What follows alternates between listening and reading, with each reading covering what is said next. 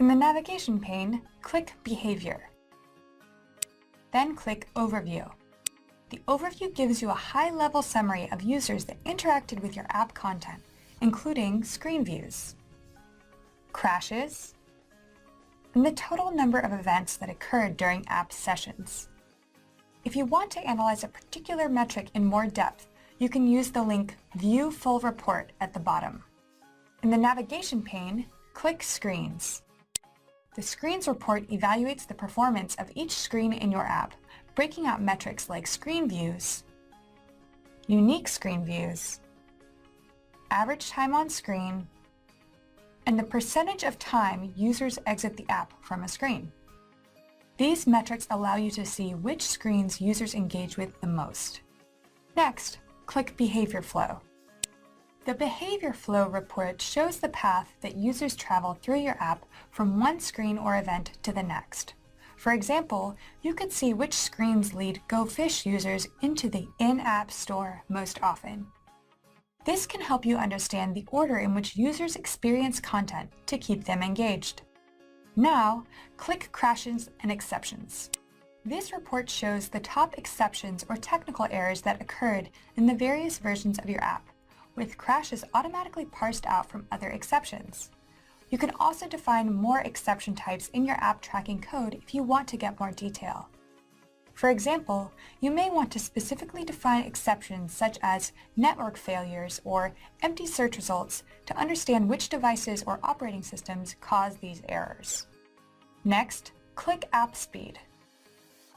App Speed reports show how long different requests take to load in your app. You may want to track how quickly the screens for each level of your game load, or how fast search results are returned.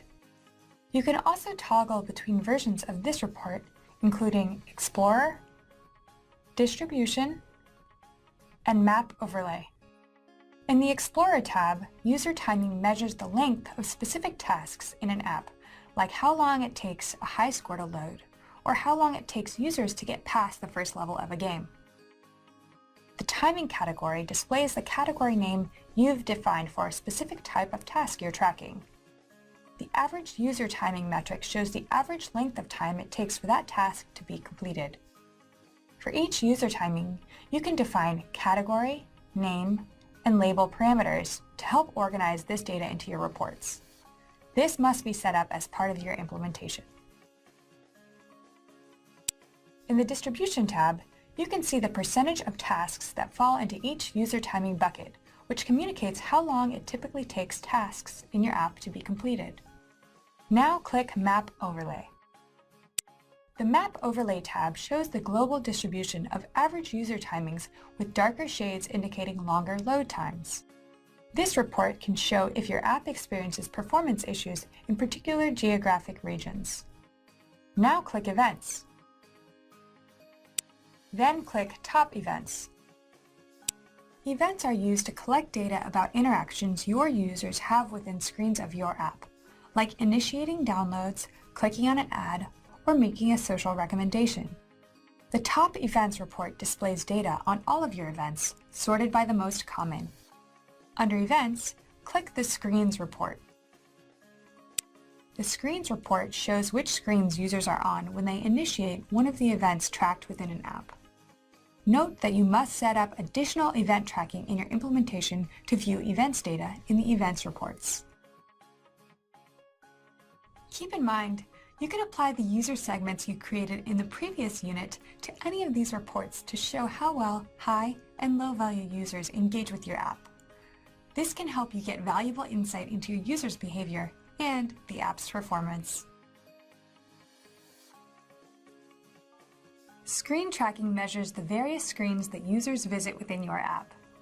This includes what screens users are seeing, which ones are the most popular, how long users stay on each screen, and how they navigate from one screen to the next. In apps, screens are often used as containers that hold interactive content. Your app may use just one screen that it pushes different content into, or it might have separate screens for different sections of the app.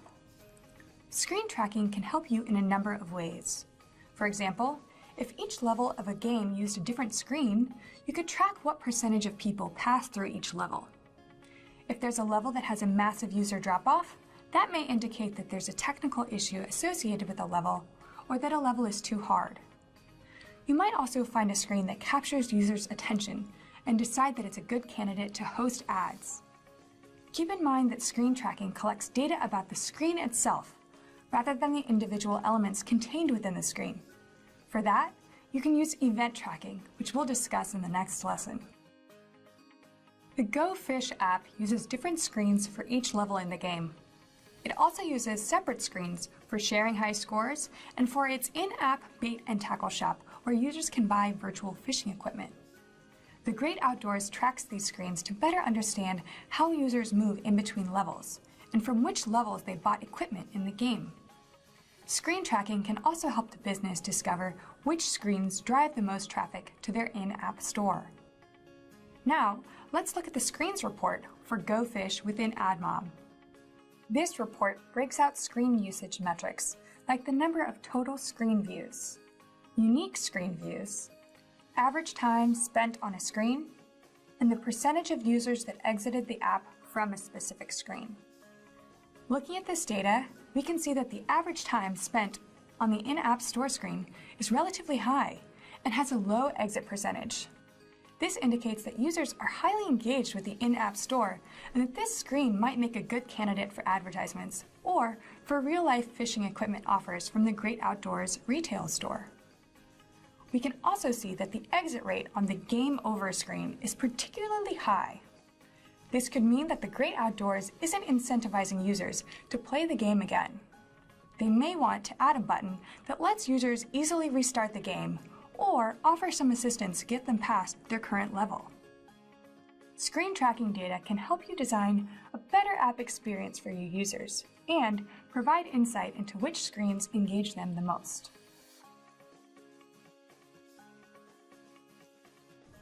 Event tracking lets you track specific interactive elements and content within screens that might not otherwise be tracked.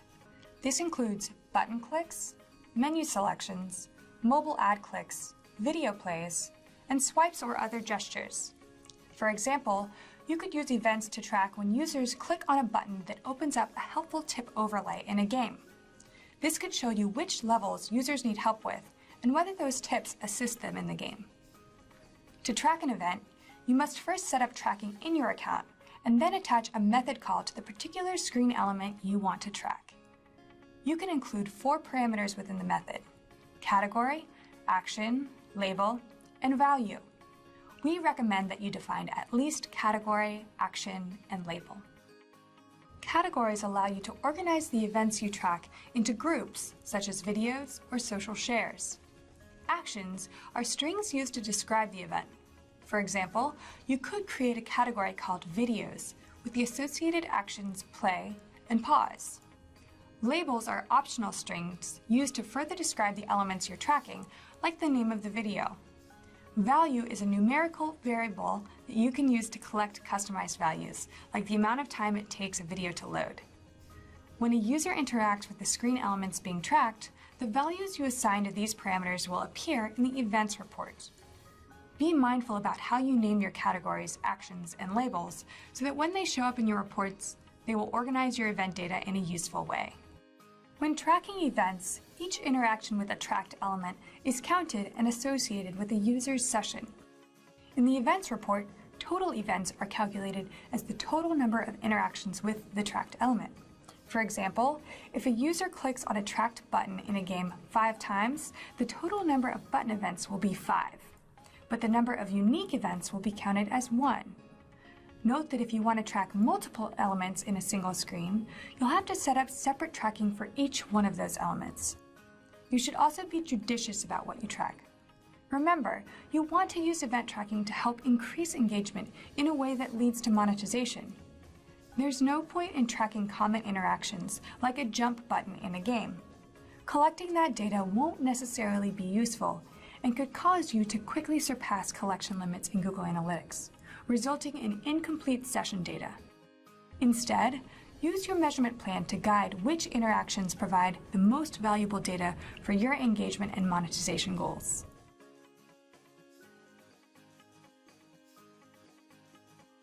Reports in Google Analytics are built from dimensions and metrics. Dimensions are categories of data with different values. For example, the Great Outdoors uses the dimension screen name to categorize the various screens that a user might visit, like bait shop or level 3. Metrics are the numerical values that count how many times certain behaviors occur, or how many times a particular user attribute is represented during users' sessions. For example, you could measure the performance of various screens using the metrics screen views and average time on screen with the dimension screen name. While Google Analytics offers a number of useful preset dimensions and metrics, you can create your own custom dimensions and metrics to track data that's unique to your app. For example, if you're a game developer, you might want to create a custom dimension to track user experience level by segmenting users based on the highest level they reach. That way, you could compare their overall progress through the app. Or, you may want to create a custom metric to track how much virtual currency credit your users have in their accounts. You could use this to compare the behavioral differences of users who have high amounts of virtual currency in their account with those who don't. In order to send custom dimensions and metrics to Google Analytics, you have to first configure the settings for each dimension or metric in your tracking and in the administrative settings of your account. For custom dimensions, configuration values include the name of the custom dimension, which determines how it appears in your reports, the scope, which specifies to which data the custom dimension will be applied, and whether or not the dimension is active and will be processed in reporting. For custom metrics, you have to define the metric name that will appear in the reports, the type of metric being collected, such as an integer, a time, or a currency value, the minimum and maximum values for the metric, and whether or not it is active for reporting. The easiest way to access your custom dimensions and metrics data is by adding them to a custom report. You can also build segments with custom dimensions and metrics, just as you can with default Google Analytics dimensions and metrics. The new Google Analytics e-commerce reports demystify the customer's online shopping experience. These reports help you understand performance and activity for individual products or product categories. They also show your customers' shopping and purchasing behaviors, like how often they add or remove products from their online shopping carts. Detailed reports about the shopping process can help you in many different ways. The Product Performance Report shows the sales performance and shopping behavior related to your products. This report offers multiple ways to view the data, such as product name, SKU, category, and so on. The goal is to let you analyze product performance based on how your company organizes products. The Product List Performance Report helps you understand how merchandising blocks, category pages, or search results drove product exposure and how often users clicked on specific products. The shopping behavior and checkout behavior reports give you a detailed look at how users viewed products, added or removed them from shopping carts, and initiated, abandoned, or completed transactions. Keep in mind that before you can access these new e-commerce reports, you'll need to implement enhanced e-commerce on your website.